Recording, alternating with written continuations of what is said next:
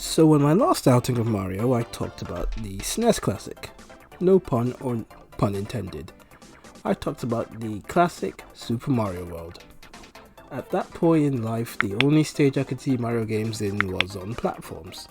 Around that point in the early 90s, he was already a legendary figure with his first few games, Super Mario Bros. 1, 2, and 3, all on the original Nintendo Entertainment System, as well as his outings on the Nintendo Game Boy in Super Mario Land.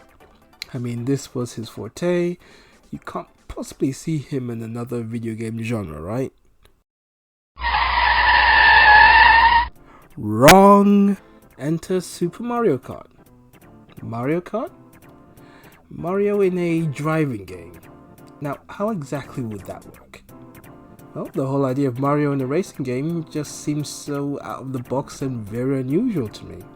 I remember first coming across the game on a gaming show in the UK called Games World. One of the featured games on that show when it came to one-on-one competition was Mario Kart. This was during the era of the Super Nintendo, so there was no 4-player modes or online play. It was just good old-fashioned human one-on-one interaction. So it's a racing game involving the characters from the world of Mario.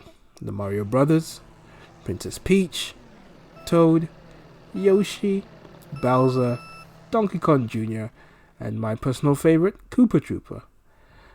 My go-to characters were usually Toad, Mario, Koopa Troopa, and Yoshi. Toad was the fastest, but the weakest, and on the harder levels you could easily get knocked to one side, so you had to manage both skill and pace.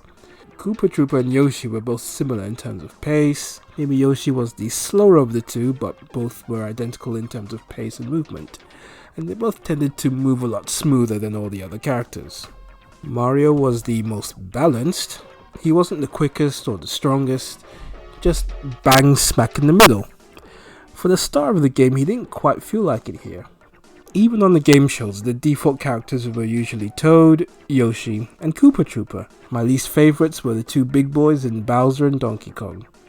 Yes, they were strong and they were able to bulldoze other characters out the way, but when it came to speed, forget it. I was never able to finish in the top 4 with either of these guys, so I largely stayed away. Luigi and Princess Peach were okay, nothing special, and I would use them every now and again. Now there are 4 different cup competitions for you to compete in. Each of them vary in different degrees of difficulty. The difficulty in the form of CC engines, 50, 100 and 150. You have the Mushroom Cup, which is essentially for the beginners and rookies. It has 5 stages, my favourite being the second circuit. It's fun and very basic to get through. Well, provided you aren't blasted by a shell or hit by lightning.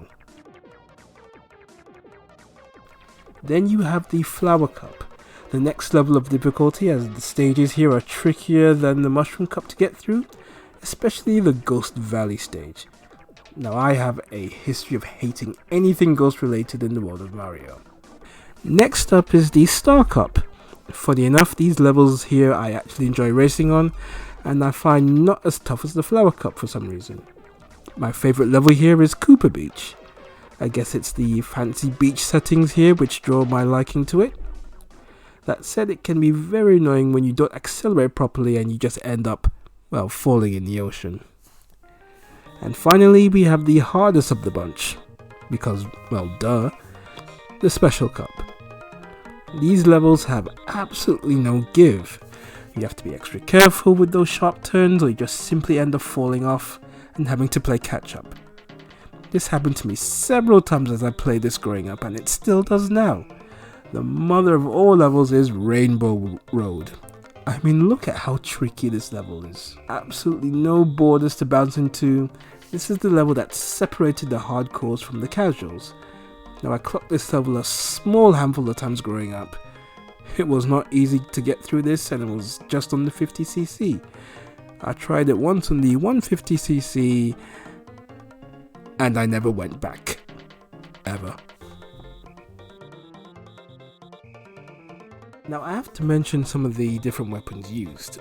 The banana peel, my least favorite weapon, as most times it was very easily avoidable. the green shell, which just, well, bounced all over the place and was not the most effective. You had to get really close to someone and fire it for it to be effective, otherwise it would miss like 90% of the time. And in some cases it'll even hit you. The red shell, okay, now you're talking. Most effective, as it would just hone in on whichever portal was in front of you, especially if that person was, well, number one. The lightning bolt usually reserved for you if you were lagging behind, you know, to give you a fighting chance to finish high in the race. The star, as is canon in the world of Mario, gives you temporary invincibility to ram your way through the crowd. The mushroom, where you got a small boost of speed, I didn't always find it effective, except if you were very close to the finishing line. In the harder levels in 100 and 150cc, it didn't really seem to help as much. It was just one of those weapons which you got, which made you go, is that it? Can't I have anything better? Now in terms of gaming modes, you had the regular Grand Prix, and the different CC settings and the time trial.